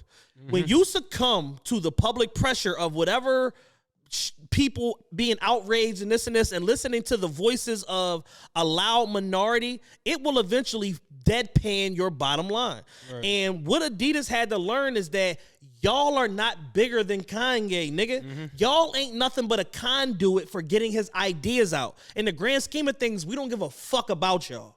Yep. Unless it's soccer cleats, we don't give a shit about Adidas, nigga. Yeah, maybe a soccer jersey. Every now and then. maybe a Beyonce item from Ivy Park. Hey, but guess what? That comes from the Kanye tree. The Ivy Park sales are down 50%. Are they? Yes. 50% because who the fuck wants to dress like an urban cowgirl every goddamn day? So it's like, once you strip the mystique of this being some exclusive elite creator-based like hub of urban fashion and sportswear, everything goes down. Right. Pharrell shit, you basically can't sell it at this point. You know what I'm saying? When the last time you saw some human races that you was like, I gotta have them Jones? I ain't gonna hold you. Like the first initial yellow and black Jones was it. Amazing. But once they got into 88 colorways of the So it's like, all right, y'all didn't cook this. And I seen them on eBay for $200. It's like, these are pretty much It's done. a Rizat. Yeah. You know what I'm saying? But guess what? No matter how many Yeezys came out, they all held their value. Right. They all 1.5 to 7x, depending on what it was. And he was getting to a point where everyone in America could get Yeezys on demand. The same way you used to be able to go in Foot Locker and get Jordans or get Air Force Ones or whatever. Certain Yeezys you were just able to get on demand. They were getting close to that. And because y'all broached an agreement where y'all didn't want to give him his brick and mortar stores and all of that so that he could be front facing and attack retail, he went and blew up the fucking agreement and forced y'all hand. So now when you come back, instead of me having 11% royalty, now I need 89%, nigga, and y'all get 11 because y'all need me. Y'all have faltered. Once niggas, and this is white corporate niggas, once they quarterly bonuses start getting canceled and they yachts got to go back and all of that, and they can't buy the latest Richard Mille and all of that shit, then all of a sudden it's like, damn, we got to patch it up with this crazy nigga. Yeah. And it goes to what I said months ago, which people told me, nah, you tripping, bro, and this. And I'm like, yo, he's doing this shit on purpose. Sometimes you got to destroy and rebuild. Sometimes you got to torpedo the whole fucking mansion and rebuild that bitch. Yeah. And that's exactly what he did. This agreement no longer satisfies me, my status, or my level of influence, or where I am at right now. With that in mind, if y'all aren't going to do the bare minimum and give me my 50 brick and mortar Yeezy stores like you promised me, I'm going to tear this whole shit down. And that's what he did. He did a joint where it's like, yo, you ever been mad at your girl and you do some stupid shit and embarrass yourself to embarrass her? It's kind of how most of these relationships end on Instagram now. Yeah, it's like I will torpedo. Somebody the other day was like, yo, when y'all be like letting us in y'all business and trying to expose people, you know y'all be looking crazy yourselves. Cause like, sis, what do you mean he don't wash up? like real shit. Yeah. What do you mean he had gray hairs on his balls? Yeah. Like what is this? So with that in mind, it's like, yo, y'all have over 1.3 billion in unsold Yeezy stock. You have an immeasurable probably amount of cash that's just lost in the way of sales. And you know, it's like this. If I was Ye, not only would I renegotiate for a higher percentage and a royalty, I would make them issue a public apology to me. Yeah. It would go a little something like this. We here at Adidas would like to issue an apology to our brother Ye, formerly known as Kanye West, for the fact that he was having a tumultuous mental health episode, and we failed to recognize that and get him the prerequisite help that he needed, and we abandoned ship on him. With that in mind, we would like to ratify this new lifetime partnership with Ye, and he also now has 3 seats on the board at Adidas because without him, we can't feed our children. Have a blessed day. It would go a little something like that. Without him, we can't feed our children. Because you can't. Yeah, I mean. You can't. Without Ye, all of you niggas get to go work at Saucony. That's what the fuck happens. You get to go work at Skechers. You know what I'm saying? That's what happens. You motherfuckers will be at kids when I get done with you. Yeah. And they just didn't understand. And it's like, yo, the more you fuck around, the more you find out. Yeah. And it's like, instead of just, the whole thing was, we don't negotiate with terrorists. If we give him this, then who's to say what's the next thing he's going to ask for? Motherfucker. But have you ever heard of the Jordan rules? AKA, whatever Michael Jordan wants, he gets. Yeah. So when Yeezy jumps over the jump, man, now it's the Yeezy rules, nigga. Yeah. Whatever the fuck I say, just because y'all cutting the checks don't mean y'all in charge, nigga. Yeah. Y'all got this shit fucked up. That's a bar. Yeah. You think you in charge. Yeah. You in control of somebody else's money. Right. Because this is a publicly traded company. Right. So you think you in charge. What you do what's called, you're feigning control. You think because you make so much money and you can tell these 92 people what to do over here and 44 people in this department and you think you in charge. No, nigga, I'm in charge. Because when I stop producing merchandise for you motherfuckers, all of this shit stops. Yeah, we talking about $1 billion loss. So I'm in charge, nigga. Yeah. Now what? Yeah. Get my famous Amos cookies, original recipe, and my fucking coffee, and get the fuck out my way. Yeah, real shit. And where's my Adidas jet at, nigga? They would have to back up the Brinks truck. Yeah, Ho got a Puma jet. I kind of need a Adidas. He don't even go to the office. Yeah. I need an Adidas jet. Need an Adidas jet, dog. You got Air Drake. You got Air Drake and all the shit. I need an Adidas jet, dog. Yeah. I need a Yeezy jet powered by Adidas. Yeah. Wouldn't that be crazy to have a jet that looked like the Wave Runners? Like that design and shit? That would be funny as hell. So this made me smile. It was not shocking. Me and Sean, the creator, shout out Sean, we talked about it the other day, and it's just like, yo, we both said it months ago. We said it 6 months ago. We knew this moment would come. Shout out to Sean. Isn't he living in like Belize? Living in Brazil. Or something like that, yeah. He's opening up a business, Gringo Ice. That's what's up, man. He's bringing water ice to Brazil. He looks Brazilian. He could pass. Yeah, exactly. Yeah. He is Brazilian now. Yeah. You ever say somebody move somewhere and become from there? Like you have a friend, they live in your neighborhood, then they like move to Detroit. Now they wearing buffs and shit like that. Like they from Detroit now. That nigga's from Brazil now. Yeah. Like this nigga he is Google Translate. Yeah. That's decent. Living a great life, man. He basically looked and said, yeah, this shit is trash. I'm out of here. And he, uprooted himself and created an economy around what he wanted to do and how he wanted to live abroad. That's decent. Now he's tearing it up in South America. Yeah. Living a great life, man. But yeah, I said it before. Ye's not finished. He's not even close to finished. No. He's actually just getting started. Yeah, we're more Yeezys are coming. More. Yeah, it's just the influence on the culture alone. It's so much value in it. That shit is like a diamond mine. Like it's just all you gotta do is go in there. It's never gonna stop. Yep. You look at Pharrell just got the situation with Louis Vuitton. You look at Virgil before with Louis Vuitton. You look at what's happened with Kith. You look at all of this shit is like he's within that wheelhouse of that. So it's like the way they don't stop and they keep going and these things. Ronnie Fieg got this and he got that. And they're talking about Martine Rose, who's a black woman getting one of these big fashion head, jobs as a head of menswear somewhere and stuff like that. Like, it's never been a better time to be a black creative. Right. Period. And when you have the level of influence and you are able to show that you can move product in mass, right? Anybody is dying to partner with you, even if the optics of it look bad. Mm-hmm. We'll do what we can to clean up the optics because at the end of the day, people want to make fucking money. Yeah, they the optics. Like, you know what I'm saying? So it is what it is, man. So shout out to Ye. I hope they rectify that partnership and you get a big, giant bag of money. Yep. And a Yeezy jet. What else you got? Paul Pierce, man. Some spooky news. Paul Pierce forking over $1.4 million after alleged improper crypto promos.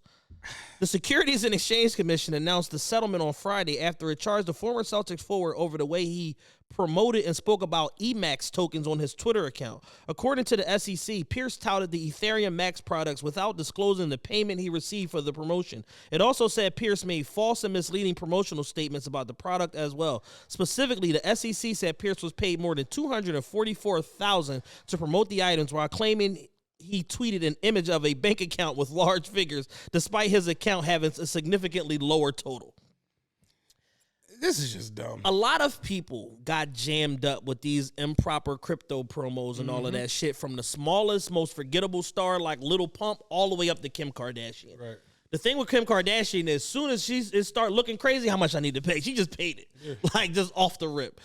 Because what was happening was a lot of these people were getting sucked in with these new crypto tokens that weren't backed by anything. Oh, it's on a blockchain or it's backed by Ethereum or whatever. And then that was enough. How much y'all paying? Oh, we paying this, but they were all pump and dumps. Right. And the whole thing was to build the value of it and then extract all of the bread out when it was at maximum, maximum user base or whatever the case may be, and then disappear.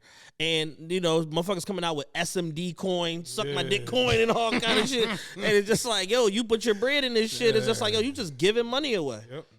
And it's like people, as anything with life, people will see an opportunity in something, the legitimate opportunity. And it's like, yo, instead of taking the time to actually build like out a real coin, why don't I just pay some pennies to build out the profile of a real coin, not actually back it by anything and just steal the money? Yeah, it's on the blockchain. Right. It's untraceable. Mm-hmm. Fuck y'all. I'm just going to take this bread. To back this shit and just go ahead. This is legitimate as it can get. Yeah. David Akers fuck with this coin. Why don't you fuck with this coin? Just anything. 4-time Pro Bowler. Yeah, stupid shit.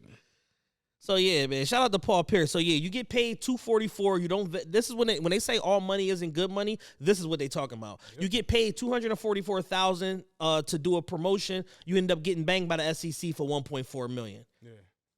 You negative $1.16 million or whatever the hell. The SEC banging niggas for like lying about crypto returns is just funny. That's hilarious. Like. But that's how scattered we've gotten when it comes to like this shit, this entertainment shit now. Yeah. Motherfuckers just taking any check. Get the bag culture. I'm just taking any check that come the fuck in. Yep. Hashtag we are fried. Hashtag we are fried. Where we at time-wise? We probably about an hour and a half in. Okay. Hour and 20, hour and a half. So another big topic that's circulating around the internets is there's a 3-hour and 50-minute video that got leaked through the Freedom of Information Act. Some concerned citizen went and subpoenaed the state of Georgia and got the interrogation video from a guy now being referred to as YSL Woody's interrogation. Which there's also now being said that there's another 9-hour interrogation video also, where basically he's telling on everybody. He's telling on his gang. He's telling on YFN. He's telling on any crime that ever happened in like the history of Georgia. He's telling on this shit for 12, almost 13 hours.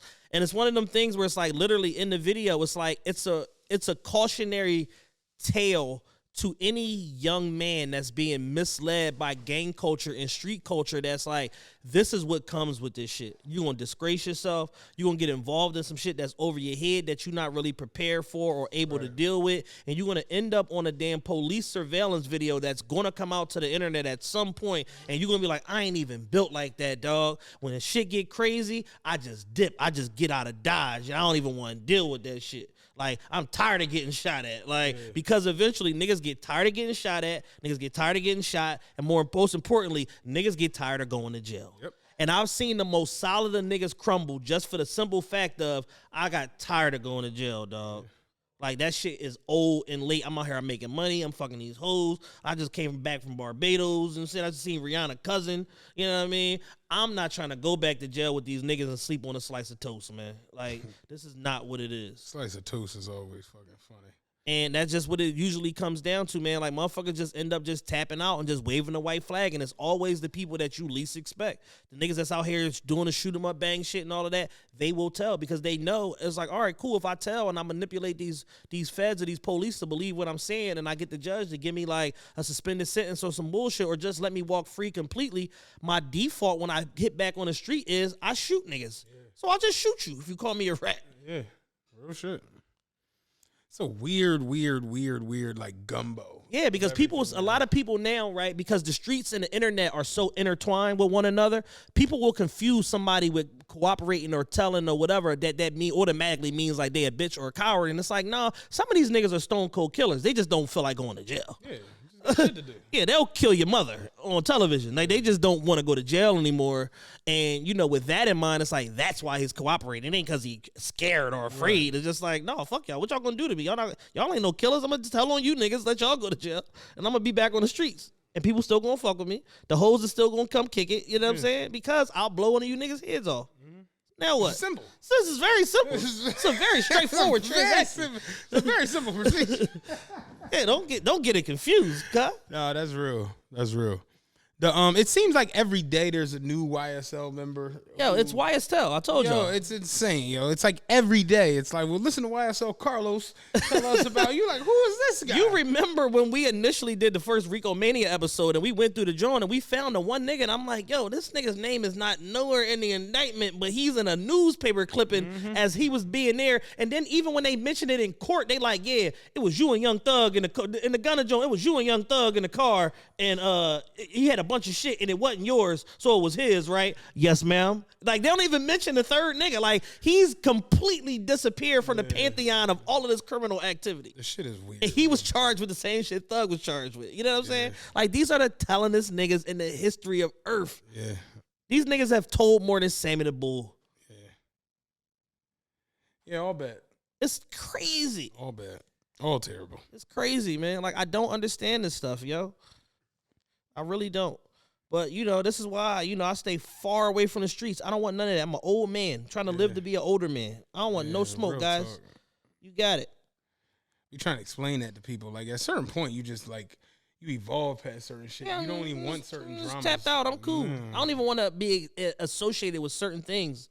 I told y'all, man, on this show, I was like, once upon a time, not that long ago, the niggas I was hanging with on a day-to-day, week-to-week basis, stone cold killers, murderers. And I'm just like, what am I doing around these niggas? Yeah. Like, you know what I'm saying? They cool, they fun, they a good time. You know what I mean? But, yeah, no thank you. No thank you, man. It's like PBM Louis says, like, man, if you ain't a murderer, what are you doing with these murderers? Yeah, real shit. I had to recognize that and check myself and get far away from these characters.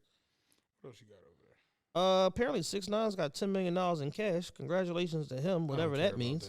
That. anything of importance over there?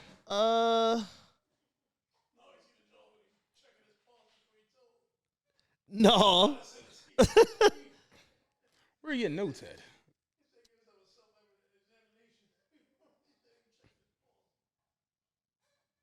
Anything? Are we done?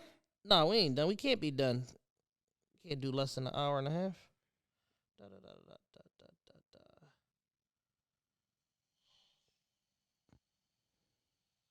Nigga snitched so hard he had to check his pulse. This is hilarious, man.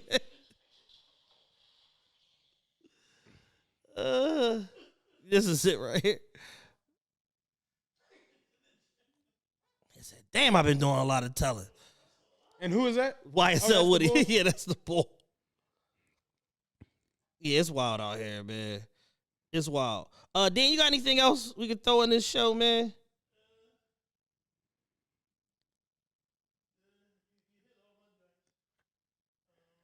Yeah, see, even World Star promoting the joint with Ye going back, like this about to take shape. Once World Star or TMZ promoted, it's pretty much laid in stone. You know what I'm saying? Oh, Roots Picnic. Oh yeah, Roots I'm Picnic. tripping. Roots Picnic. Yeah. Roots Picnic announcement, man. Shout out to Live Nation Urban, Live Nation Philly. I really like the lineup. The lineup is excellent. Yeah, today Live Nation Urban and the Roots Picnic announced the 94th annual Roots Picnic. No, it's not the 94th. Going down June 2nd to June 4th at Philadelphia at the Man in Fairmount Park. Shout out to West Philadelphia, Mr. 4th District's Congressional District. Miss Lauryn Hill celebrating the 25th anniversary of the Midget Education of Lauryn Hill. I hope she shows up. Yeah, I was saying earlier, like, I hope she's actually, you know, 'cause you know, day of. She like, yo, y'all fucking with the roof on that? Like, sis, you headlining. Like, oh, yeah. Oh, damn. Oh, crazy. Crazy. Diddy and the Roots performing together. I'm sure they're going to be going through his whole discography. That should be interesting. Dave Chappelle, Friday Night Comedy at Wells Fargo Center. Okay. So now they've expanded the Roots Picnic to 3 days. Yeah, 2, 3, 4. Yeah, it was two days before. Now it's 3 days. You got Lil Uzi Vert also is a co-headliner. And then you got, check out this lineup. Ari Lennox, City Girls, Maverick City, DJ Drama, Saucy Santana, Uncle Waffles, Lucky Day, Sid, Glorilla. I love Glorilla so much. J Period live mixtape with Black Thought, Eve, Busta Rhymes. They got Eve out of retirement. Yeah. Eve, Busta Rhymes. You got Division, Kindred, The Family Soul, Spinall, Soulquarians Icon set with the Isley Brothers and Roy Ayers. Adam Blackstone was special guest Mary Mary and Coco Jones. Coco Jones is definitely on the P on me list for sure. In case y'all don't know who she is. Janelle. Oh yeah, new update, new entries to the P on me list. Janelle Monáe is on the list. If y'all have not seen Glass Onion on Netflix, Janelle Monáe, number one, she's phenomenal actress. Number two, she looks so goddamn good with that blonde hair. Yeah. In the words of Kevin Gates, it's just something about a bitch with blonde hair that makes me want to put my dick in your face. Yeah. Like, she look real good in there. Yeah. Love that blonde. We also got Baller Alert presents Go-Go, Rare Essence and Backyard Band. That's interesting because Baller Alert actually originated from DC. Yeah, for those who don't know the history of Baller Alert, it was basically when Michael Jordan became part of the Washington Wizards. Baller Alert was basically a service to tell people when and where Michael Jordan was going to be and other ballers. Because him and Juanita were freshly divorced, so it was like, yo, Michael Jordan going to be at Love tonight. Right. Michael Jordan going to be at Park. Like, that was the whole point of Baller Alert. So to see them to still be around 20 years later is hilarious. Michael Jordan at Boscov's buying jeans. Pull up. Big ass jeans at Boscov's. Pull up there. They have a state property reunion. Beanie Siegel, Freeway, Young Guns, PD Crack, Oskino, and Sparks. It's a state property reunion every week. I'm almost going to say, I don't want to be that guy, but there's a state property reunion next Saturday at the Fillmore. I don't know if y'all got the memo. Yeah. Little Brother, Yusef Davis Experience, Simba, Friday. Shout out Friday. Turns out Rob was absolutely right with what he was saying the other day. Yeah, that's crazy. Mike Phillips, Rocky, DJ Diamond Cuts, DJ Active, Dappa. The female rapper Rocky? Yeah. She can rap her ass. She can super rap. Yeah, I like her. She can rap like Dappa, a motherfucker. formerly Puda Dappa from Philly. He's super dope. Akin, Anaj, and Inutech. And then you got the podcast stage. Before... No Robert Glasper. What the fuck, man? No Robert Glasper. Before y'all tear it down and bombard us and them can you with commentary. Can we stop real quick and can you hit me with the applause real quick? Salute Mona. Don't call me white girl for making the stage. Salute The Office for making the stage. Hell yeah. I woke up this morning to some nonsense already, and I'm just like, yo, you go. All right. Before y'all bombard the Roots, Dog. Live Nation Urban, Dog. And more importantly, us. Yes. With all of this shit. We knew we weren't on because nobody hit us up. Dog. So it's not a surprise. They announced this show around this time every single year. And then number two, we don't care. Like, yo, at the end of the day, yo, it's a podcast stage and there are podcasts going on. I don't understand why. Like, and this is the most annoying part. We've done the shit. I don't want to have to do this every year for like the rest of eternity. I don't want to do this.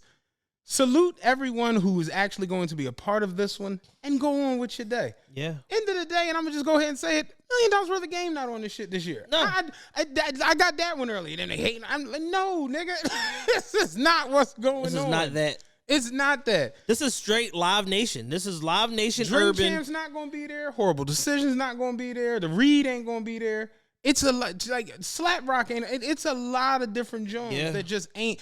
Salute the people who are on there and stop doing this shit. Yes, please. So running through the lineup: Charlemagne the God, Off the Record with DJ Academics, Lip Service with Angela Yee, Questlove Supreme, which is a given. Don't Call Me White Girl, People's Party with Talib Kweli, Poor Minds, Trap Nerds, The Office, Love and Grit. Tickets available at theroostpicnic.com. We're over here shouting this shit out and basically giving it free promo. It's like no one is. I don't understand. At the end of the day, I think I want to establish something, right? At the end of the day, TRPE gonna be TRPE regardless. We have worked very hard to create our own economy in and around this show. We have a very loyal Patreon following. We have a very loyal merch buying customers. We have very loyal live ticket customer. And it's not just in Philadelphia. Like, this is not just like a regional thing. And, you know, I check our numbers every day pretty much. I see listeners in Illinois, in California, in Texas, in Maryland, in the Carolinas, in Georgia, in Florida. Literally everywhere there are people in this country that have a pulse, and it's not just livestock living there, we have some form of traction. Some we have big traction, some we have we have small traction, but people know who the hell TRPE are. And what are we called again? TRPE. Okay. Are, and not just that, we've been broadcasting over 79 countries. So let's give it up for us for that. With that in mind, I don't want it to be customary where every year when this lineup comes out, if we're not on it, that people have a bitch fit. Like, because true story, Chad hit me this morning. Was like, "How you feeling?" I'm like, "Nigga, Tatum was plus 900 last night. We good." I should have hammered this bet. We all just like. I didn't think twice about it. It was once people started, I realized that people were messaging me, and it's the asshole part of the DM too. Yeah. And then Stick, shout out to Six, he had posted it, and I commented, I was like, "Yo, congrats, cuz I'm happy for y'all." And he was just like, "Yo, thanks, bro, I appreciate it." And I'm just like, "Yeah, you know, we just started having a conversation or whatever." And he just like, "Yeah, you know," and I'm like, it's annoying because it's like, one, me and you have sat on this show now for, what is this, 280, what are we at show-wise? I don't fucking know. It's like close to 250. 260, whatever. 260 weeks, 260 episodes of this, another 160 episodes of Patreon. 185. 85, I said 58. Already. 185 episodes of Patreon. We literally 400 or 500 episodes in of what we do. We 6 years in, and I'm going to just be all the way live. I can't ever remember a moment where we sat here and dissed another platform or another entity or another creative. I don't remember that. Yeah. I personally don't remember it.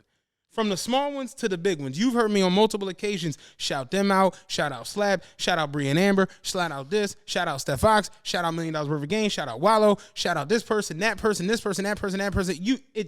I personally can't ever remember a time where I said anything. About it, because that's just not my nature. That's not my character. That's not who I am. I don't remember you doing the shit. So it just, at times, it be like blowing me a little bit where any little thing that happens, people will try to turn it or spin it into a negative. And I had to tell somebody this morning, I'm like, "Yo, did you hit them and congratulate them yet? No. Or did you come right here with this?" Yeah. I just, the update, I just looked, I'm still on scene from that. Because it's like when people don't have no type of back and forth, and I've realized this in the last couple of weeks, it's certain people I'm not even responding to or talking to because I've realized, like, damn, this bitch is really just in the middle trying to stir up shit. Or this nigga is over here just trying to get a reaction for it. And it's just like, yo, y'all gonna make me tie you to a truck and drive through old cities. Them cobblestone streets. It's like, dog, let's stop all, exactly what Smart said. 5 fingers versus a fist. Yeah. Let's just all try fucking. Let's just do that for the next 12 months. Let's just all try fucking with each other and see where that get us. Yeah. Because I swear to God, yo, at the end of the day, I had everybody over my house Friday night, right? I had everybody over my house Saturday night. Not one time and we had a full-blown conversation Friday night about verticals with this show. Shout out to Kev. We had a real good conversation about going into another business arena and this and the third. Swear to God, not one time did we like, no, what we gonna do is we're gonna crush these other motherfuckers. It's never that. So it'd be like kind of mind-blowing at times that it's like, how do y'all only see this? Yeah. And for people who sit up here and just try to give themselves, like, I've cried on this show. For you to just like open yourself up enough to where you emotionally stable to really tell you about your lows, tell you about your highs, express what you're going through, express family shit, express friend shit, tell you about what the progression of life. That's what we've done.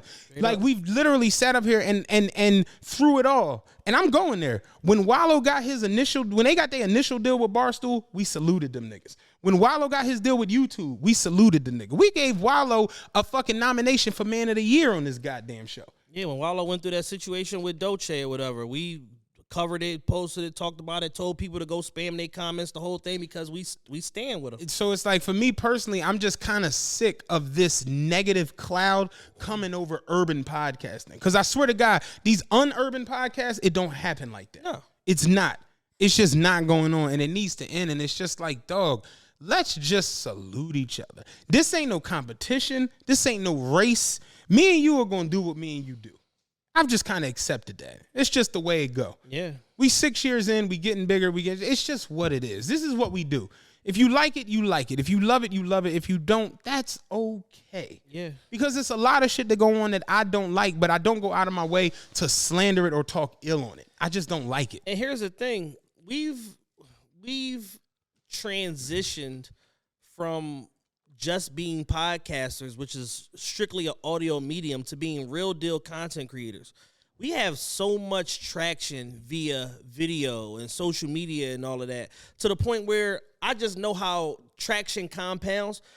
A year from now, we're going to have a whole economy around this show. Like whatever we have now, this is going to be $1 million operation in a year from now. Just looking at the way that traction and all of that compounds, and where we are on YouTube about to be at 10,000 subs, where we are at TikTok about to be at 10,000 followers and all of that. We're going to look up a year from now and have 120,000 subs on YouTube, 150,000 followers on TikTok, and there's going to be so much money that flows through all of this. It's going to be like, yeah, like who cares? Because at the end of the day, if you're doing business and your goal is to make money, you got to stay the course and focus on what you're focused on.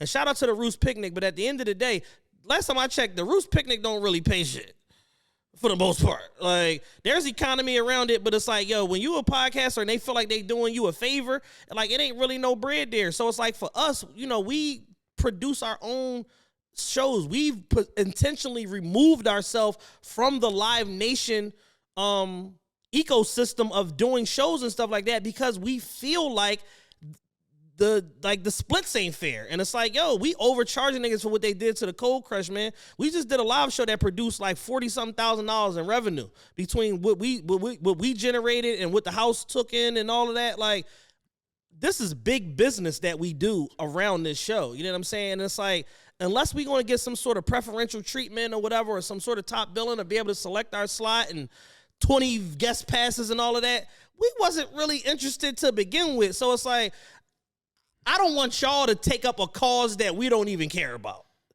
It's kind of more so what I'm thinking. No, I mean, I'm in that same joint. I just think that it's one of them things where it's like, I don't get why it's always a rush to some negative shit. Yeah, because controversy sells. Right, but this the crazy part. It's not even people selling it. It's you know what I'm saying? Yeah. Because at the end of the day, not trying to be funny, and especially when it comes to like Feek on, we got a fucking sold out show with these niggas in Brooklyn. We did. That's a fact. So I'm just like, I don't know, like no bullshit. I talk to Sticks like a lot. You know what I'm saying? So it's like, to me, it just is like, it's just a strange zone where I'm just like, I don't know, like I'm just at the point where if it ain't positive with what you coming to me with, how about just don't come to me? Because I'm just over here just trying to be like positive. Louisville is playing Duke tonight. You know what I'm saying? The line is 18.5. I want to take Louisville, even though their record ain't that strong. I don't know. You know what I'm saying? Yeah, man. And that's what I told Sticks earlier. He was talking. I'm like, I just be over here sport betting and going to sleep. Like, that's it. That's all I be doing. And it's like, yo, I'm gonna go to Costco today. I'm gonna keep it a buck. I feel like they got it right. And here go the crazy part. I literally said no bullshit. When I seen the joint, somebody sent this to me, was like, yo, how you feel about this? You know what I said? I was like, I put flame emojis. Was like, I might fuck with it this year. He was just like, oh damn, for real. I'm like, what did you expect me to tripping? Say? Like, this is going to be pretty decent. The one omission from the podcast list that should absolutely be out there, and I don't know these guys. I don't have a dog in the race at all. Lear and Lionel are tearing shit up. In their world of that, relationship, dating, sex podcast thing is for being men, they have made amazing strides and have a huge following of people. And they sold out the main room in City Winery, which is like 387 tickets or something like that. Like, they're a big deal.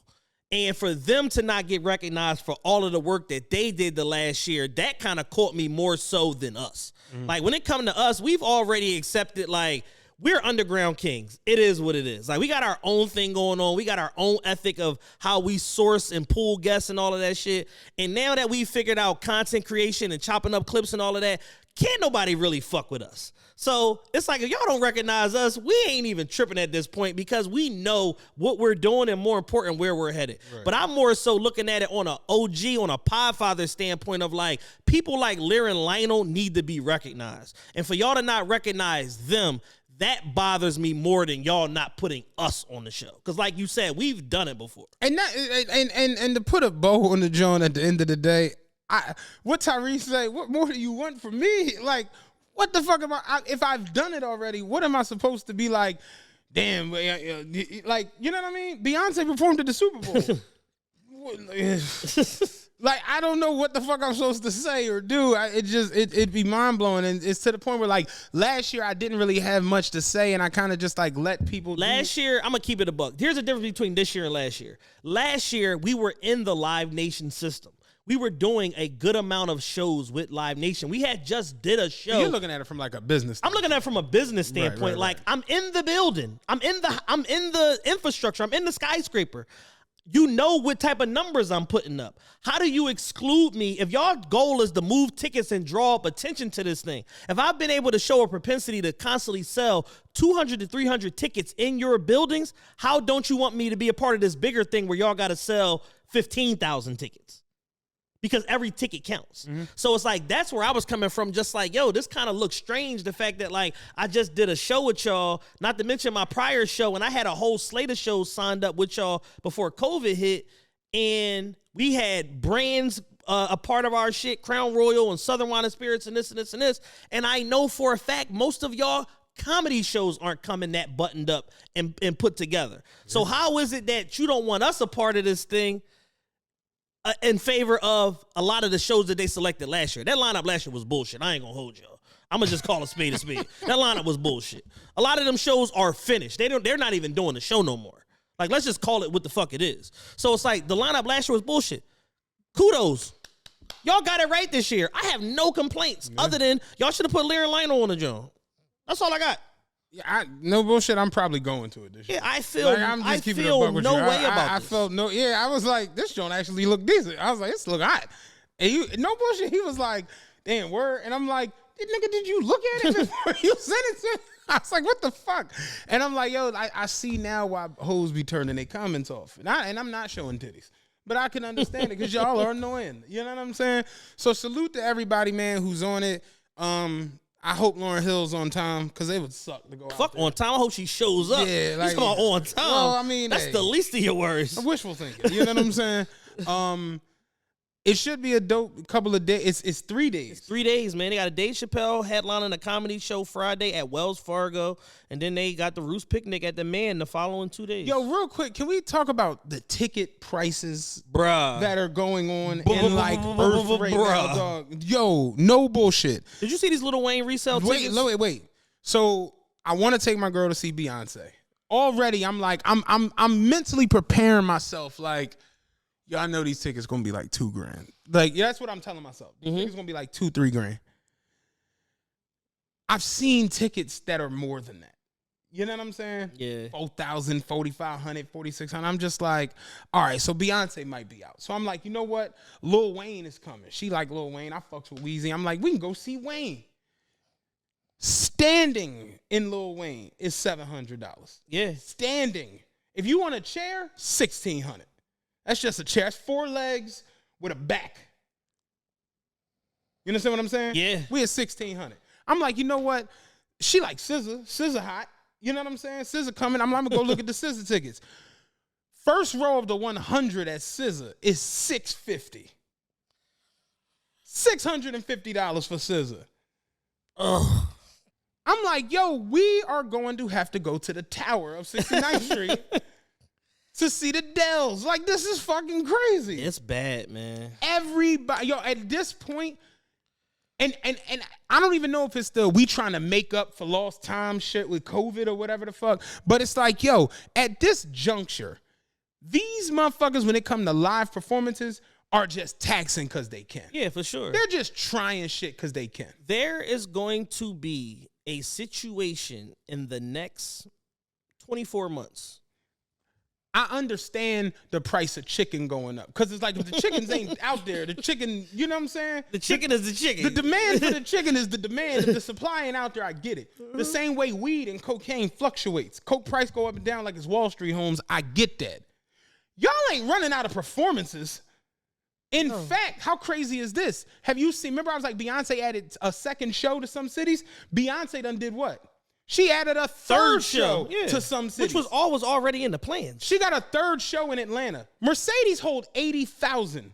You mean to tell me on a weekend where you're going to get 80, then 160, then 240, 250,000 people in this building. Can't nobody get a ticket for regular price? Like, dog, it's unbelievable, yo. Dog, there's going to be a situation, mark my words, in the next 24 months where not only Ticketmaster, but Live Nation are going to be brought before the Senate and made to answer for colluding against the marketplace with these tickets. I said Ticketmaster gonna fuck around and get indicted behind this shit. Like it's unbelievable, ain't no mic. Dog. It's going to happen. Then you get a ticket that's $650. By the time you pay the ticket out, it's $722. And you're like, what the fuck? Processing fee, service fee. How the fuck is the processing fee not the service fee? The service that's is two the different process. fees, bruh. Oh, that's our credit card capture right there. The service is us allowing you to come on our platform and buy tickets. Once they allow these motherfuckers to control the full sphere of the ticket selling process, meaning you can buy legitimate tickets from us firsthand at face value and resell tickets on the same platform, it completely skews the argument. Like, how does because that who's even work? to say that we don't just release 4% of the tickets and hold the rest and then put the rest up immediately for verified resale tickets? Dog. Who's You to don't say? know who it's coming from. You don't know who the fuck this shit coming from. Who the fuck has this ticket? So it's Who's to say that Ticketmaster don't have a series of botted accounts that they all control that are saying that, oh, this is a verified reseller, but it's really all the revenue is going back to Ticketmaster? Yep. Who's to say? And guess what you can't do? You can't resell a verified Ticketmaster resale ticket that you bought from them back on their platform. You got to take that shit across the street to Game Time or motherfucking or StubHub. You know what I or one of just them thought Jones. about? You know what I just thought about? Damn, we might have uncovered it. Ticketmaster sells the tickets and verified resale tickets. But if I buy a ticket, I can't resell a ticket on Ticketmaster. Correct. How does that work then? How are y'all selling resale tickets if I can't sell a resale ticket? Where are the tickets coming from? Oh, yeah. All Year Productions, nigga. Fuck you, me. That deaf boy done figured it out. They've taken what people like, very smart, transformative people, urban people at that, like Nipsey Hussle, All Money In and shit like that, and that Proud to Pay platform and all that. They've taken that and ripped apart the business model and kept what they needed and said, yo, we're going to control the whole process, beginning to end. Yeah, that's insane. When I saw them prices the other day for Wayne, I'm just like, it's standing room. I'm being tasked right now with negotiate. Here's what's going to happen, right? The economy around this whole shit is going to get overinflated to where it's going to impact the after parties and all of that too, because I've been tasked with negotiating an after party for Southern California for one of these markets, and it's going to end up probably costing them way more because this nigga's going to be getting $1 million to perform. So now the $40,000, $50,000 that we got for him, he not even going to want this shit because I just got $1 million to perform in a 3,000, 4,000 person venue. No, I'm not coming to your after party. Damn, I ain't even think about that. It's going to bleed out into everything else because it's too much money being flown through this shit. And it's like, this ain't the first time that has happened, but at least when Jay did like his American Gangster Tour and intimate venues and all of that, the tickets was $550 and they stayed $550. Right. These motherfuckers is $400 and they ballooned to $1,700. Yeah. This don't make no sense. Yeah. It's like when I saw Beyonce get $24 million for a night for a performance. You knew it was happening. I was like, after damn, that. that's crazy. That's what's up. But I didn't think she was gonna get that every night on the tour. Like, that's kind of nuts. Yeah, no, that's the new number. That's the market. Yeah. When I saw like $650 for standing at low, I'm just like, yo, I'd rather just turn the shit on in my house and stand there. This Beyonce tour gonna break the record. Oh yeah, it's definitely gonna be the highest grossing tour of all time. It's just at this, and now that she's adding 2 and 3 nights to certain cities, yeah, It's gonna break the record for sure. all through Brussels and Amsterdam and all that. Yeah, it's nowhere around. Because most people announce, like Chris Brown did his U.S. tour, did 40 some odd dates, whatever, him and Lil Baby. Then they took a few months off, and then he's like, all right, bet, one of them ones tour European leg. Beyonce shit is, nah, I'm just touring the whole. Straight through. 193 cities, we out here. It's crazy. Yeah, no, it's wild. But no, that's some crazy shit, man. When I seen him like Scissor 6, I'm talking about the 100 level. First row was 670 at the Scissor Joe. I'm just like, yo, like, how are kids? You remember where you could go to a concert for like $40? Mm-hmm. I'm like, how do kids function in this shit? Powerhouse now? tickets $9.99. How the fuck do kids function in this? What teenage kid is really about to drop $2,100 to go to a fucking concert? No, we all need to just take 6 months, man, and just not feed the economy. Buy only what you need. Don't do no recreational, none of that shit. They'll get this shit right. But they know that we just have a consumption problem and that we've been marketed to that you got to be at certain shit or you a loser and all of that. And we believe it. We internalize it. It's the classism of being an American citizen. Yep. This is the fucking blowback. Our government don't care about us. They not going to protect us until afterwards because Live Nation and Ticketmaster going to pull this heist with this Beyonce tour, and then they going to have to answer for it. Yep. But they've already pulled the heist with the Taylor Swift tour. Yeah, this is nothing new. This is nothing new. Straight up. Every few months, it's like, man, come on now. Goddamn, like, y'all niggas bugging. But I got nothing else. I got nothing else, man. It's been a great show. We appreciate y'all. Shout out again, once again, Interval Presents. Shout out Warner Music for sponsoring the show. Shout out Drink Champs, man. Make sure y'all go and listen to Drink Champs everywhere podcasts are available. Legendary Queens rapper turned show host Nori teams up with Miami hip-hop pioneer. That's a great word, pioneer. Yeah. DJ EFN's definitely a pioneer for a night of boozy conversation and boisterous storytelling. The hosts and guests engage together in fun, lighthearted conversation, look back at their paths of success, highlighting their lives, friendship, and iconic moments within their career. In this unfiltered series, drinks are flowing and jokes are rolling. Take a seat at the table with Nori and DJ EFN, you gotta relax. Yeah, real shit. Shout out Interval, shout out Warner Music, shout out Drink Champs, man, for the support. Shout out to TRPE Nation. If you're watching this on YouTube, give this a thumbs up. Yeah. Share this video, like this video. Let somebody know that you part of the TRPE Nation, that you rock with Chad and Matt. If y'all haven't followed us on TikTok already, official TRPE. Also, Instagram, official TRPE. Instagram is trash, though, so, y'all don't have to follow on there. But TikTok is the one. We closing in on 10K followers, and we also closing in on 10K subs right here on YouTube. We love y'all. We appreciate y'all. Realest podcast ever. We out.